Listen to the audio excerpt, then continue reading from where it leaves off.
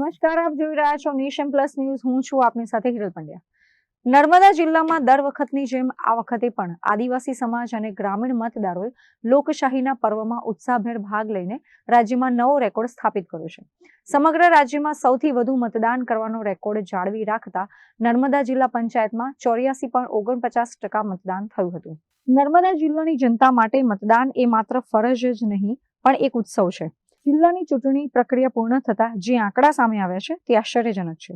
જિલ્લામાં સૌથી વધુ મતદાન સાગબારા તાલુકા પંચાયતમાં 87.14% નોંધાયું હતું, જ્યારે ચિકદામાં 85.93%, ડેડિયાપાડામાં 85.52% અને ગરુડેશ્વરમાં 84.84% મતદાન થયું હતું. તિલકવાડામાં 83.40% અને નાંદોદમાં 80.23% મતદારોએ પોતાના મતાધિકારનો ઉપયોગ કર્યો હતો. ગ્રામીણ વિસ્તારોની સરખામણીએ શહેરી વિસ્તારમાં મતદાન થોડું ધીમું રહ્યું હતું. રાજપીપળા નગરપાલિકામાં સૌથી ઓછું 75.62% મતદાન નોંધાયું હતું.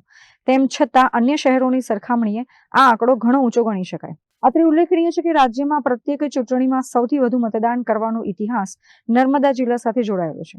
વર્ષ 2021માં પણ 79.2% મતદાન સાથે નર્મદા રાજ્યમાં મોખરે હતું, જે રેકોર્ડ આ વર્ષે જિલ્લાએ પોતે તોડી નાખ્યો છે.